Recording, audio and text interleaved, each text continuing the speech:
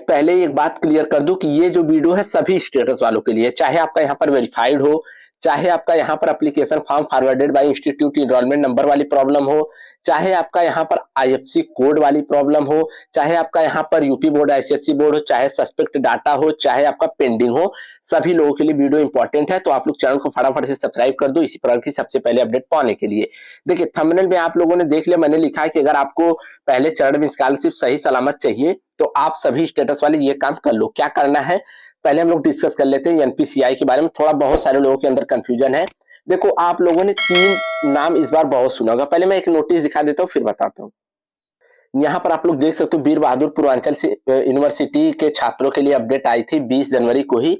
अब वीर बहादुर सिंह पूर्वांचल से ये नोटिस आई है, ऐसा तो है नहीं कि एकेटी वालों के लिए नहीं है, बीटी यूपी वालों के लिए नहीं है, क्योंकि यूपी स्कॉलरशिप की अपडेट है तो किसी भी डिस्ट्रिक्ट के किसी भी कोने से अपडेट आएगी वो पूरे यूपी में लागू होगी। देखिए 2022-23 में छात्रवृत्ति शुल्क प्रतिपूर्ति का प्रेषण आधार बेस होगा, इसलिए एनपीसीआई मैपर पर मैपिंग अवश्य करा ले। अब देखो आप लोग एक चीज सुन रहे होंगे इस बार कि सर पिछली बार इतना मतलब रुतबा नहीं था, इतना हवाई मतलब इतनी बातें नहीं हो रही थी एनपीसीआई के बारे में जितना इस बार हम लोग सुन रहे हैं। हर जगह आप लोग मतलब कहीं ग्रुप में जाओगे, कहीं कॉलेज में जाओगे, कहीं पर हर जगह एक ही नोटिस आ रही है कि पैसा आधार से भेजा जाएगा, एनपीसीआई से मैप करा लो, आधार सीट करा लो, आधार मैपिंग करा लो, आधार लिंक करा लो। मतलब इस बार आप लोग कुछ ज्यादा ही सुन रहे होंगे, एग्री हो कि नहीं कमेंट सेक्शन में बताना। चलिए बताता हूँ। देखिए यहाँ पर एक होता है एनपीसीआई कुछ लोग बोलते हैं, उसके बाद होता है डीबीटी, और एक चीज बोला जाता है कि आधार सीडिंग करा लो। 3 नाम आप लोगों ने सुना होगा। अब बहुत लोग बोलते हैं कि सर मैंने डीबीटी इनेबल करा लिया, एनपीसीआई कैसे होगा? सर मैंने आधार सीड करा लिया तो डीबीटी कैसे होगा? तो एक चीज आपको मैं बता दूं, जो भी आज से ये डाउट आपका क्लियर हो जाना चाहिए, एनपीसीआई, डीबीटी और आधार सीडिंग ये तीनों चीजें एक ही होती है। अब आप भी बोलोगे नहीं सर ऐसा नहीं होता, बिल्कुल नहीं, आप गलत हो, ऐसा ही होता है। एनपीसीआई, डीबीटी, आधार सीडिंग।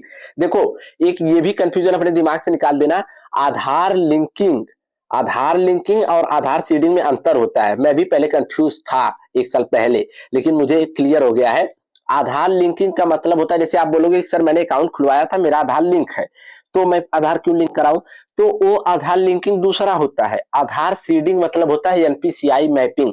आप भी जाके किसी मिनी बैंक पर या बैंक में पूछोगे तो अगर आप उनसे जाके बोल दो बैंक में सर मेरा एनपीसीआई मैप्ड कर दीजिए, सर मेरा या तो आधार सीडिंग कर दीजिए, सर या तो मेरा डीबीटी इनेबल कर दीजिए, तीनों में से कोई भी एक नाम बोलोगे, एक चीजें करेंगे तीनों हो जाएगी। तो अब कंफ्यूजन में आप लोग मत रहना, चाहे जो बोल के आ जाना। अगर वो बोलेंगे हाँ बेटा आधार सीडिंग हो गया तो इसका मतलब एनपीसीआई डीबीटी दोनों इनेबल हो गया है। अब कैसा होता है उसको भी दिखा देता हूँ। देखो जब आप आधार सीडिंग कराने जाते हो, यहाँ पर एक आधार सीडिंग करवाया गया है मेरे ही द्वारा। तो ये बैंक आप बड़ौदा यूपी ग्रामीण बैंक है, तो आप एसबीआई हो जो भी हो, यहाँ पर एक देख लो ऐसा फॉर्मेट आपको मिनी बैंक वाला या बैंक वाले देंगे। देखो ये आधार सीडिंग है, आपको अगर नहीं क्लियर दिख रहा होगा तो आप इसको रोक के वीडियो स्क्रीनशॉट ले लीजिए। देखो कुछ इस प्रकार से रहेगा कि रिसिप्ट फॉर आधार सीडिंग, और यहाँ पर कस्टमर का नाम रहेगा, आपका यहाँ पर सीआईएफसी जो भी नंबर रहेगा, अकाउंट नंबर है, आधार नंबर है, उसके बाद यहाँ पर ये सब जो भी आईडी है, कस्टमर आईडी है, उसके बाद यहाँ पर डेट है, उसके नीचे देखो यहाँ पर लिखा भी गया, देखो तीनों चीजें लिखी गई जो मैं बता रहा था ना। देखो एनपीसीआई भी लिखा गया है, इनेबल हो गया है, both for mapping it at NPCI to enable me to receive direct beneficiary transfer DBT. देखो आधार सीडिंग मैंने करवाया है, एनपीसीआई इनेबल कर दिया गया, डीबीटी के लिए कर दिया गया है, मतलब तीनों चीजें सेम है। तो इस प्रकार से आपको एक रिसिप्ट मिलती है, आप बैंक में चले जाना, आपका स्टेटस देखो, आपका स्टेटस वेरीफाइड भले ही है, आपका भले ही पेंडिंग है, आपका भले ही एनरोलमेंट नंबर गलत है, सब कुछ करने के बाद भी ये काम करना है।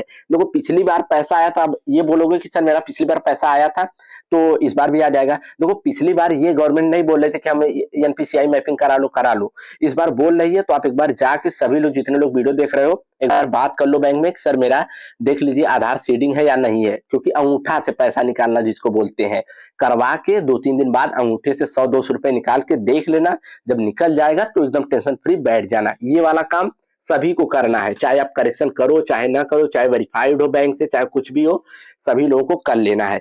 समझ गए? तो चलिए अब मैं ये भी बता दूं आपको कि घर बैठे कैसे देख सकते हो कि आपका आधार लिंक है या नहीं लिंक। सिंपली आपको करना क्या है, boardsexam.com क्रोम ब्राउजर पर सर्च करके चले आना। इस पहली वाली वेबसाइट पर जो ये यूपी स्कॉलरशिप स्टेटस 2022 का ऑप्शन दिखेगा, इस पर क्लिक करना है।